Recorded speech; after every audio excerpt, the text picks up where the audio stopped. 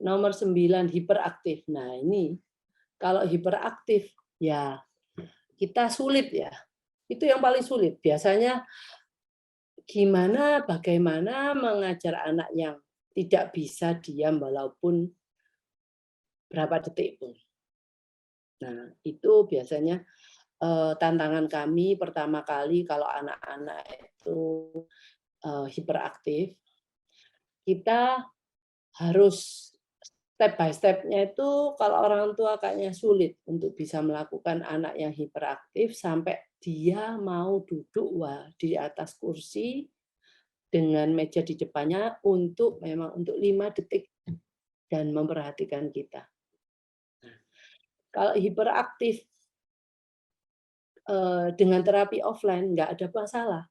Tapi kalau terapi online, orang-orang sebelahnya tidak bisa menghandle anak ini, nah itu jadi masalah. Jadi untuk hiperaktif ini memang kalau anaknya sangat hiperaktif dan orang-orang di sebelahnya tidak bisa menghandle hiperaktifnya, yaitu sulit untuk online. Kalau ada yang nomor 10, letargi, lemah, dan lesu. Ini jenis anak-anak yang kayaknya kalau sepertinya nggak punya tulang gitu. Nggak punya tulang, dia disuruh gini iya, sana iya, tapi kayak dia nggak punya satu keinginan. Nah, ini sulit juga. Karena pada waktu kita lakukan terapi, adanya namanya reward. Nah, reward itu kita menarik motivasi anak untuk mau melakukan sesuatu karena reward itu. Tapi kadang-kadang kalau anak yang kayaknya lemah, lesu gitu, kamu kasih yang oke, nggak kamu kasih oke. Nah, itu yang sulit. Kita nggak bisa membuat dia memotivasi anak untuk melakukan sesuatu. Nah, tapi ini juga bisa juga karena dia sedang sakit. Nah, kesehatan umumnya problem. Nah, jadi tapi maksud saya impact-nya ke terapi adalah seperti itu. Anda akan banyak kehilangan waktu untuk mengajar anak ini karena dia tidak bisa dimotivasi. Jadi kita sulit, anak ini ngerti atau enggak? Kok semuanya kayaknya kamu bantu aku ya aku lakukan. Kalau dikasih tahu yang kayaknya dia tidak mencerna dengan baik bahwa ini yang salah, ini yang benar. Nah, ini lebih sulit daripada anak yang hiperaktif.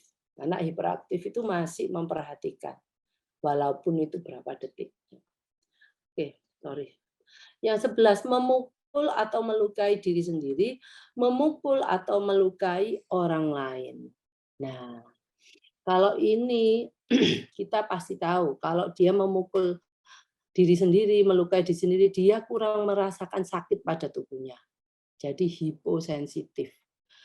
Dia merasa, kalau saya memukul diri saya loh nggak sakit ini. Jadi ya aku memukul orang lain dengan keras, dia juga berpikir orang lain juga nggak akan merasakan sakit gitu, atau anak lain tidak merasakan sakit gitu. Jadi, kalau anak seperti ini pastinya dia tidak bisa memberikan respon yang benar terhadap suatu rangsangan yang meliputi motorik. Ya, karena reseptornya dia itu tidak seperti kita. Nah, itu akan terjadi pada kegiatan sosial, kegiatan terapi.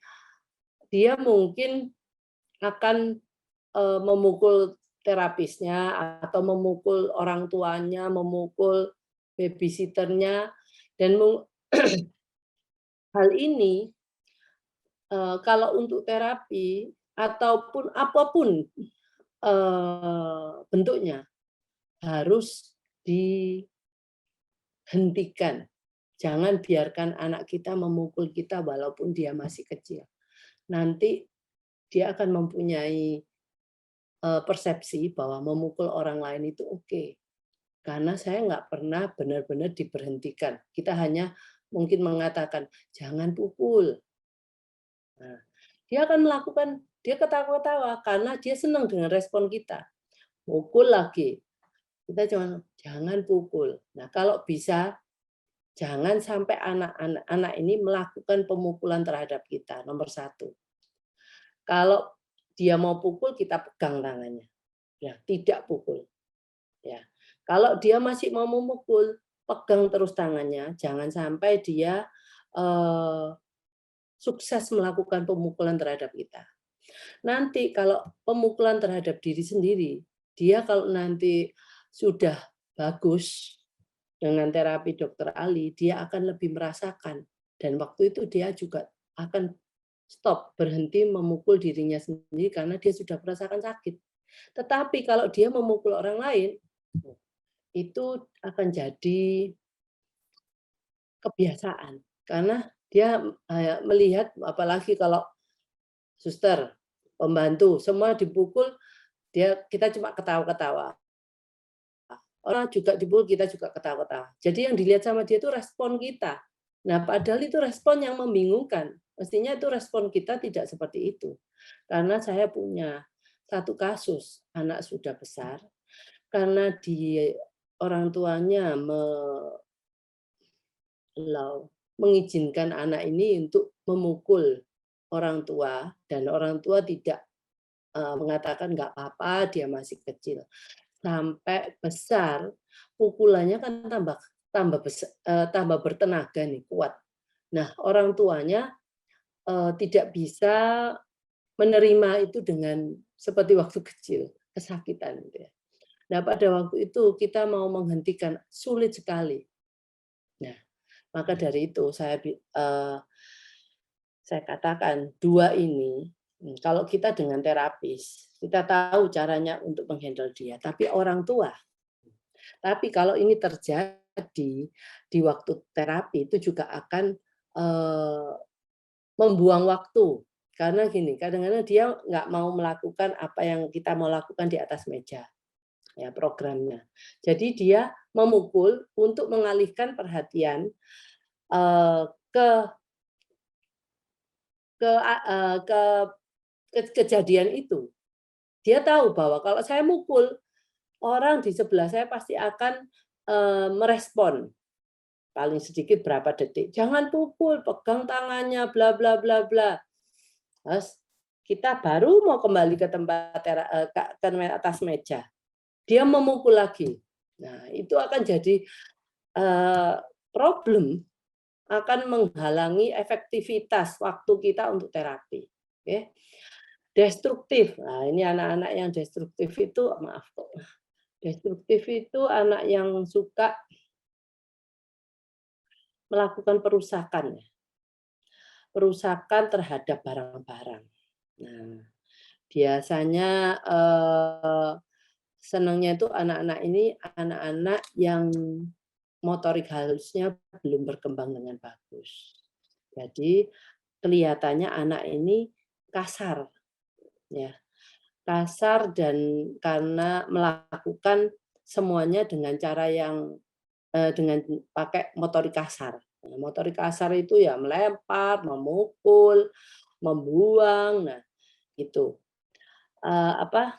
Jadi destruktif ini juga bisa membuat semua barang-barang kita rusak semua, di rumah banyak yang rusak, di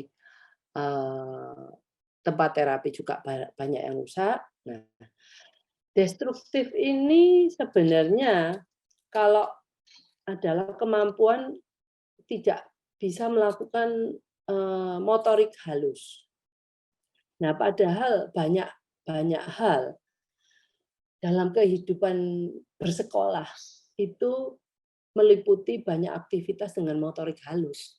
Nah, jadi kalau anak-anak destruktif ini juga selain memang merugikan, merusak semua barang, tetapi ada juga kendalanya bahwa kendalanya terhadap perkembangan skill dengan motorik halusnya yang biasanya banyak dilakukan dengan tangan kalau kita concern untuk urusan sekolah, ya. Nah, kalau untuk terapi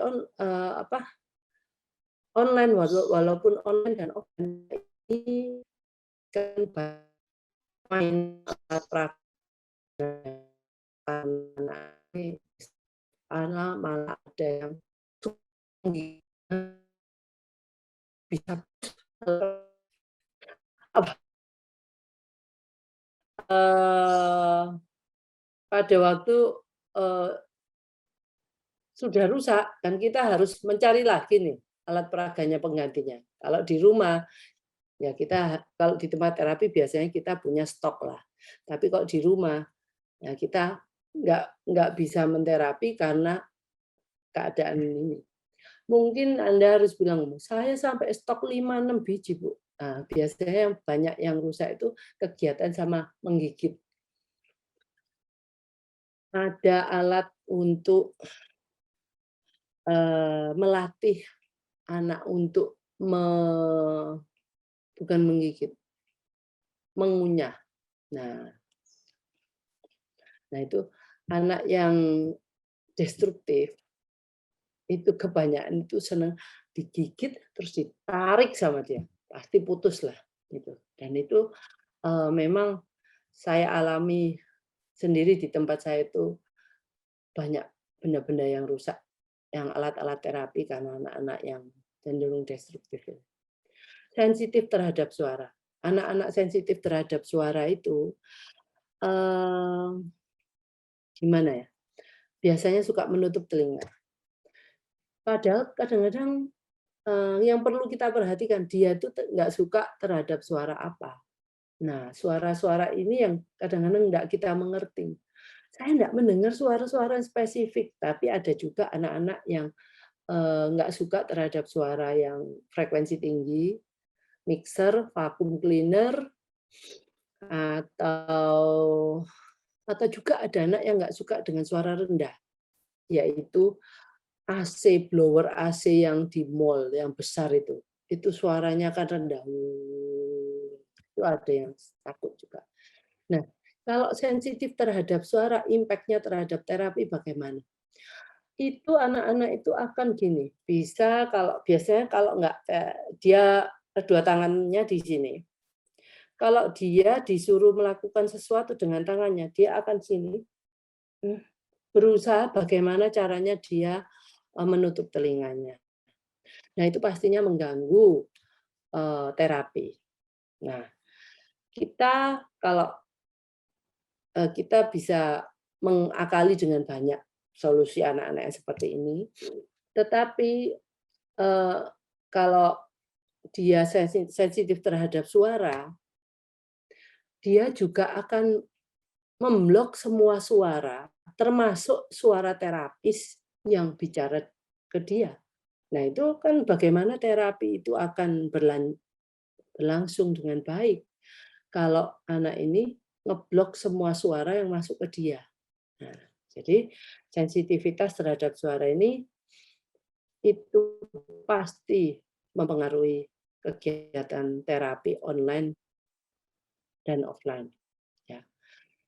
Cemas atau penuh ketakutan itu bisa terlihat. Ada anak-anak yang kalau kita lihat dia sudah kelihatan kalau dia tuh takut setengah mati ya. Nah, oh iya, saya kembalikan sensitif terhadap suara ini.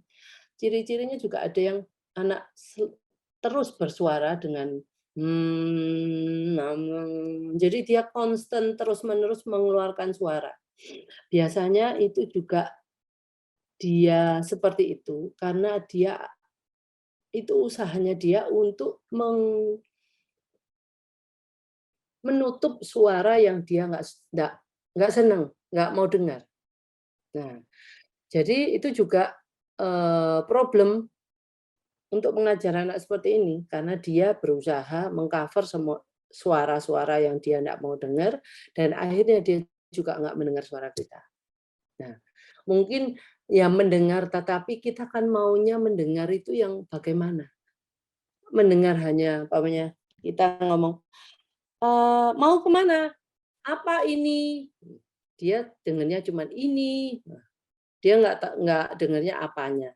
Nah, akhirnya dia tidak bisa mengerti, instruksi dari terapis. Ataupun kita kalau bicara, "Ini apel, apel." Ya, karena dia sensitif terhadap suara, dia kadang dengar sebentar yang diblok kebanyakan waktu dia ngeblok suara yang masuk, dia mungkin cuma dengarnya pel atau a. Bagaimana itu akan bisa menjadikan dia mengerti bahwa itu namanya apel. Itu. Oke, kita kembali lagi ke nomor 15, cemas penuh ketakutan. Kalau udah orang cemas, takut, itu energi otaknya itu ke belakang sini. Padahal kita butuh energi otak itu di depan untuk berpikir, untuk belajar. Nah, kalau energinya di belakang itu dia dalam kondisi flight and flight. Dia kayak kita itu dalam keadaan mode survival. Saya harus menyelamatkan diri saya. Seperti kalau kita dikejar harimau. Kalau kita dikejar harimau, ketakutan seperti itu, terus sambil belajar, tidak mungkin. Yang pertama, yang prioritas adalah menyelamatkan dirimu dulu. Nah, kalau anak-anak di situasi seperti ini, yang nomor 15, mana bisa anak itu belajar? Nah, kita harus tahu kenapa anak-anak ini seperti ini. Pasti ada sebabnya. Ya.